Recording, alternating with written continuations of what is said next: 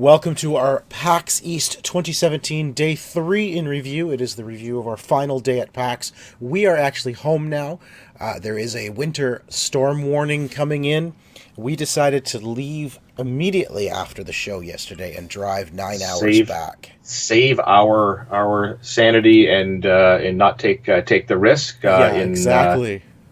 Driving back with a broken windshield wiper because it froze to the windshield on day 2 and popped itself out of its rotor, so that the driver's side windshield wiper will not work at all. So we sort of really didn't want to be in a spot where we were driving through a snowstorm of any sort with that, and we did manage to make it home safely. Yes, we did. Very early in the morning today, we made it home. So let's talk about what we saw yesterday. Yesterday was our free day. We had no appointments. We walked around. We saw a few things that we had heard of, a few things that we kind of had in our minds we wanted to go see, and the first one suggestion. Yeah, one suggestion by our friend Blue Man Rule, Larry Asbury. So he told us we should go see a game called Lightfall, which we did. And wow, I was really impressed. You know, it performed really smoothly. I was really impressed with the look of that game. It's funny because this is a game that we may not have stopped to look at. And we actually, even looking for it, we sort of walked past it once. Yeah, we did. I mean, it's reminiscent of a lot of games out these days. You know, with the color background, the black and white foreground. It's an action platformer. But I was really impressed with this game. One of the early on abilities you get is you have basically a block that can just appear as you press a button. The block appears under you, and you're going to utilize that for many different things. Then you get the ability to move the block around, to spin it. I mean, it's a great action platformer. I was finding that once I got that block ability, I was zipping through the level pretty quickly. I mean, I picked up on it really fast. It was really intuitive to use that block because it's the same button as your jump. So you jump once in the air, and then you press the jump button again to form the block underneath you. Yeah, like a double jump, it was basically. Really intuitive. And you can use the block, I think, 3 times before it resets. So you can have, I think, 3 blocks in the air at once. Or no, you can use the block 3 times before it has to kind of recharge. So that's kind of cool. So it recharges by you touching the ground. So your feet have to touch the ground after 3 times. There you go. So that was fun. That was Lightfall, and I believe that's Bishop Games. Is that right? I think that was Bishop Games. That is Bishop Games. Yep. July release on PC, and they are working on coming to console, PS4, and Switch, and maybe Xbox. Yeah, that's awesome. So I'm looking forward to that. We also stopped at a booth that had attachments for PS4 and Xbox One controllers. Attachments called Trigger Devils. Trigger attachments. Yeah, trigger attachments called Trigger Devil, and it basically attaches to the. I don't have my PS4 controller here with me. It attaches to the trigger on the so I guess left 2. Then right 2 on PS4. L2 and L2 R2. Yeah, and it basically it curls out a bit, and it has a stop on it. So you know how you can on your Pro controller on Xbox, you can have the half stop, so the trigger it's like a hair trigger. Well, this gives you the hair trigger ability on like a PlayStation 4 controller or a regular Xbox One controller, and it just snaps on. It doesn't glue on. It just snaps on to the trigger. It gives you that stop, and it also curves out, so you have much more of a grip. And I felt that was much needed on. Hang on. I thought that was much needed on a PlayStation 4 controller because many times, if I'm holding that trigger for too long, my thumb starts to slip or my finger starts to slip off the trigger because it's not curved enough to hold my finger on it. So these gave me that. I didn't enjoy it. Yeah, I personally didn't enjoy it. And actually, when I was playing, they had Call of Duty. I actually had squeezed down to do a trigger, and both of them popped right off of the controller. Yeah, because in my hands. Yeah, you tend to and he said that people who play further down on the trigger tend to do that, and I guess that's how you hold it, right? You press further down, and that's the problem is they clip on. They're not really attached in any solid way, so they fall off easy. And if you're playing a game like Call of Duty and your triggers flip off, you're in trouble. Yeah, that's that's a twitch control. Like, you need to be able to react fast, and if both of them popped off at the exact same time, I went to aim down the sights and shoot, and they both just popped right off in my hands, and then I died, of course. So for me, it didn't really sell me on it. I have a pro controller, and with the stop and everything anyway. So for the Xbox, so it wouldn't be something that would interest me anyways. But I didn't like the fact that they weren't set on there. On a sort of a permanent basis. If you're going to do that, I think there's got to be a better way to attach them. I agree. I mean, I like the idea because it holds your finger on them better, but I also don't, I'm going to be honest. I wanted the ability to not have that trigger stop. Like, give me that curved trigger with the full pull. But give me the full pull. Exactly. Because games like Horizon, I don't need a hair trigger to pull a bow. Yes. So I like the idea. I didn't like the fact that you don't really have that choice. It's hair trigger or none, and But that was. I mean, if that's what you're looking for, if you want a hair trigger for PlayStation 4, check out Trigger Devils. Trigger Devils available. I think they said Amazon.com and Amazon.ca. Yeah. Okay. Next game we saw a cool stealth game. The next two games I'm surprised I liked as much as I did. Because they are 16-bit style games. And everyone, who watches our show knows how much I don't like those kind of games. But the next game we saw was a game called Serial Cleaner.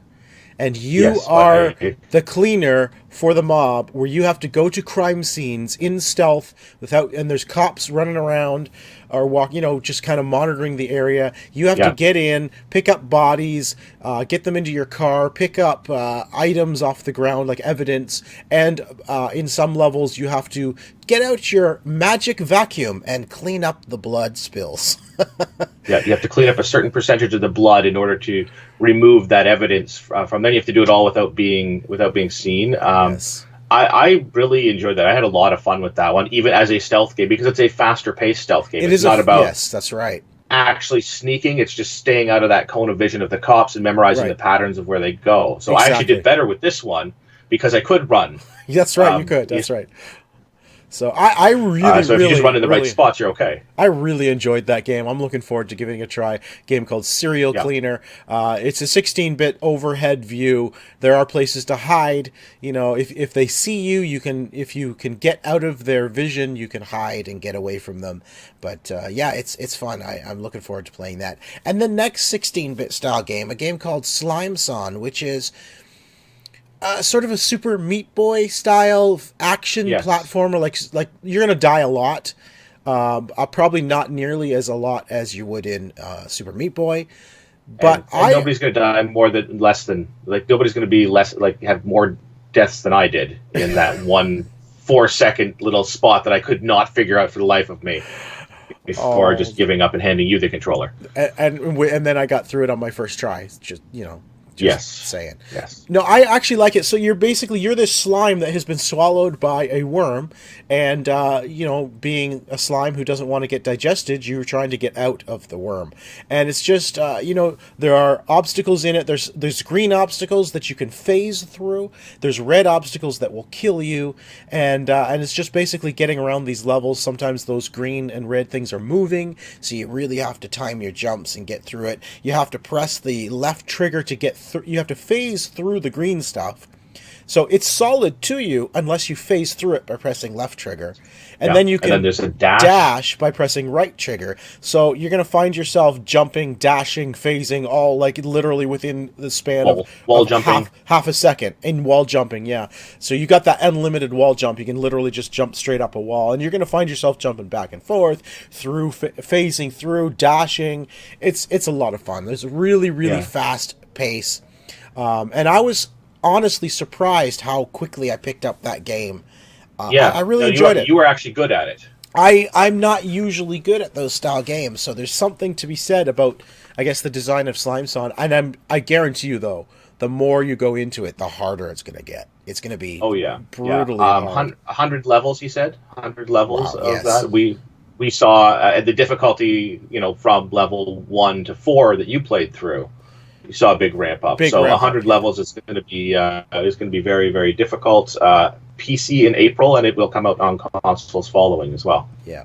And finally, you know, on our podcast with Gamers in Beta, Mike raved a lot about this game called Yonder. And we went and saw Yonder yesterday, and I came away from Yonder loving it, wanting this game right now. Seriously. And wanting this game on a certain console right now. Yes, I want... Preferably. Okay, so I want this console on the Switch. They are not targeting Switch at launch, but she is considering... this is a very small team. I think she said 5 people?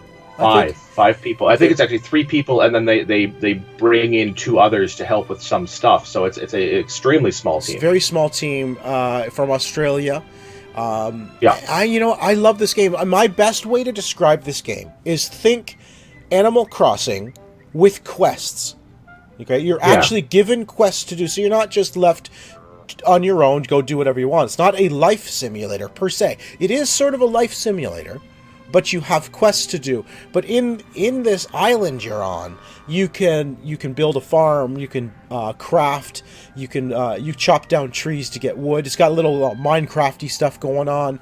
You know, you can have pets, you can build up a farm with animals, and you know what?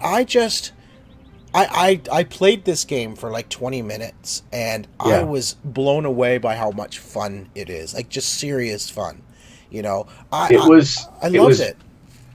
Yeah, it was really fun. It was a cute game. It was fun. One of the things I loved about it, there's no fail scenario in that game.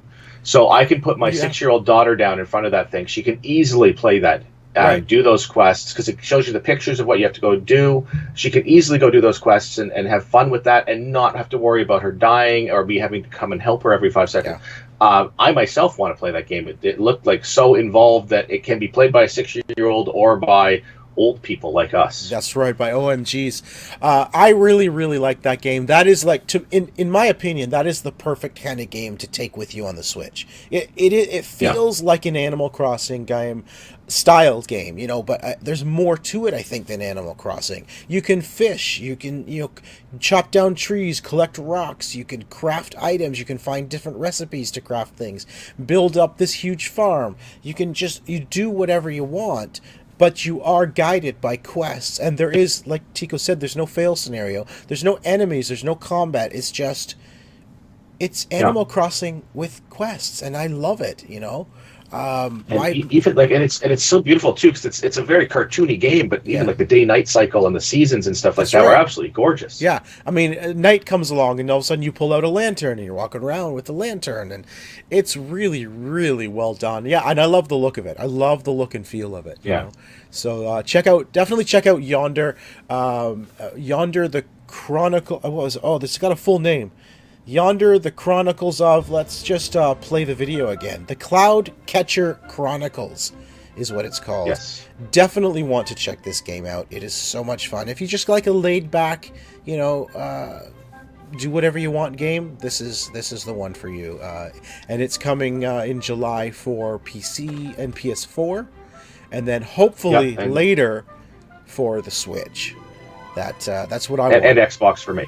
And yeah, of course, Xbox for you. So, that's Yonder, and I loved it. I think, honestly, one of my game of shows right there. Yeah.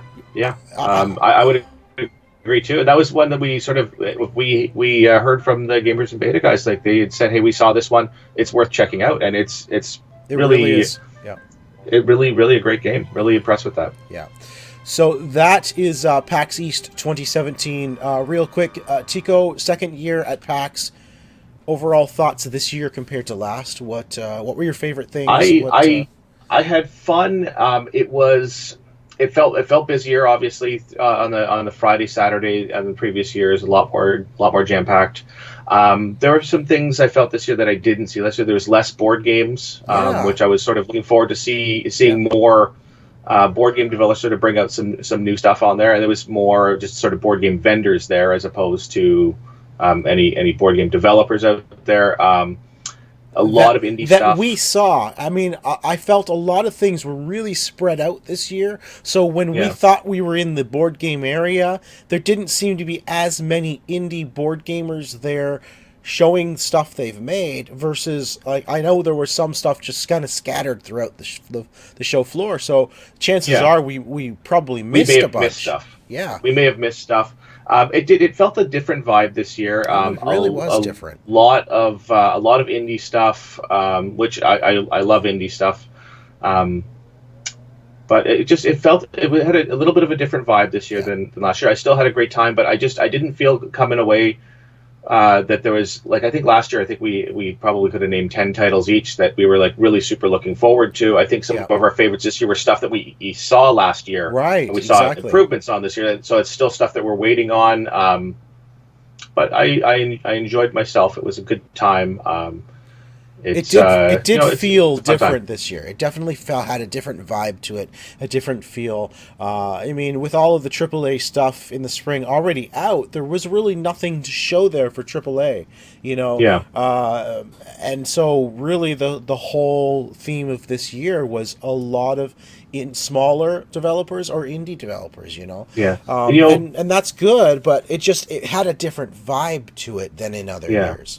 Yeah, last year when we went, the VR was the big thing. Yeah. VR all over the place last year, and I could probably count on one hand the number of VR titles and experiences I saw on the show floor this year. So it's sort of from last year to be everybody had something in VR to this year. Yeah. This year, like they've sort of not. I don't know if they've stepped away from it or what it is, but everything was sort of. Yeah. There just wasn't as much. There was nowhere near as many VR titles, and we only really saw one. You know, we saw Farpoint on day one, which we talked about. Yeah. So, anyway, that is PAX East 2017. We will cover more stuff on our regular show this week, the OMG Hour, so be sure to tune in for some stuff we didn't talk about in these day in reviews. Thanks for watching. Thanks, guys. This has been an OMGNexus.com production.